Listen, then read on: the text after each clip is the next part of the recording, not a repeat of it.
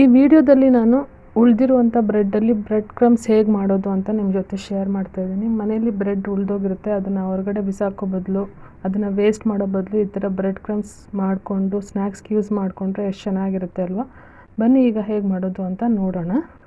ನಮಸ್ಕಾರ ಸ್ನೇಹಿತರೆ, ನಾನು ನಿಮ್ಮ ಮಮತಾಜಿ ಲೋಕೇಶ್ ರೆಸಿಪಿ ಮನೆಗೆ ಸ್ವಾಗತ ಸುಸ್ವಾಗತ. ಇಲ್ಲಿ ನಾನು ವೀಟ್ ಬ್ರೆಡ್ ತೊಗೊಂಡಿದ್ದೀನಿ. ವೀಟ್ ಬ್ರೆಡ್ಡು ಮನೆಯಲ್ಲಿ ಉಳಿದೋಗಿತ್ತು, ಅದಕ್ಕೆ ಅದರಲ್ಲಿ ನಾನು ಬ್ರೆಡ್ ಕ್ರಮ್ಸ್ ಮಾಡಿ ತೋರಿಸ್ತಾ ಇದ್ದೀನಿ. ಇಲ್ಲಿ ನಾನು ಎಡ್ಜಸ್ ಎಲ್ಲ ಸಪ್ರೇಟ್ ಮಾಡ್ತಾಯಿಲ್ಲ, ಎಡ್ಜಸ್ ಸಮೇತ ನಾನು ಮಿಕ್ಸಿ ಜಾರ್ಗೆ ಹಾಕಿ ಪುಡಿ ಮಾಡ್ಕೊಳ್ತಾ ಇದ್ದೀನಿ. ಫ್ರೆಶ್ ಬ್ರೆಡ್ಡಲ್ಲಿ ಕೂಡ ನೀವು ಮಾಡ್ಕೋಬೋದು, ಆದರೆ ಬ್ರೆಡ್ ಮೆತ್ತಗಿರಬಾರ್ದು ಅಷ್ಟೇ. ನೋಡಿ, ಈಗ ನಾನು ಚಿಕ್ಕ ಚಿಕ್ಕ ಪೀಸಸ್ ಆಗಿ ಮಾಡಿಕೊಂಡು ಅದನ್ನು ಮಿಕ್ಸಿ ಜಾರ್ಗೆ ಹಾಕ್ಕೊಂಡು ಗ್ರೈಂಡ್ ಮಾಡಿಕೊಂಡು ಪುಡಿ ಮಾಡ್ಕೊಳ್ತಾ ಇದ್ದೀನಿ.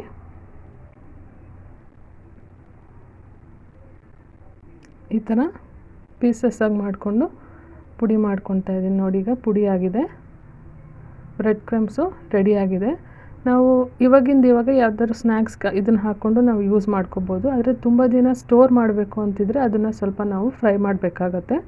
ನೋಡಿ, ಈಗ ಈ ಬ್ರೆಡ್ ಕ್ರಮ್ಸ್ನೆಲ್ಲ ನಾನು ಇನ್ನೊಂದು ಸತಿ ಕೈಯಲ್ಲೆಲ್ಲ ಕ್ಲೀನಾಗಿ ಮಿಕ್ಸ್ ಮಾಡಿಕೊಂಡು ಇದನ್ನು ಒಂದು ಪ್ಯಾನ್ಗೆ ಹಾಕ್ಕೊಂಡು ಒಂದು 5 ನಿಮಿಷಗಳ ಕಾಲ ಲೋ ಫ್ಲೇಮ್ನಲ್ಲೇ ಇದನ್ನು ನಾವು ಫ್ರೈ ಮಾಡ್ಕೋಬೇಕು. ಫ್ರೈ ಮಾಡ್ಕೊಂಡಿದ ನಂತರ ಅದನ್ನು ನಾನೊಂದು ಜರಡಿ ಸಹಾಯದಿಂದ ಜರಡಿ ಇಟ್ಕೊಳ್ತಾ ಇದ್ದೀನಿ. ಈ ಥರ ಏನಾದರೂ ಸ್ವಲ್ಪ ದಪ್ಪದಿದ್ದರೆ ಬಂದ್ಬಿಡುತ್ತೆ ಅಂತ.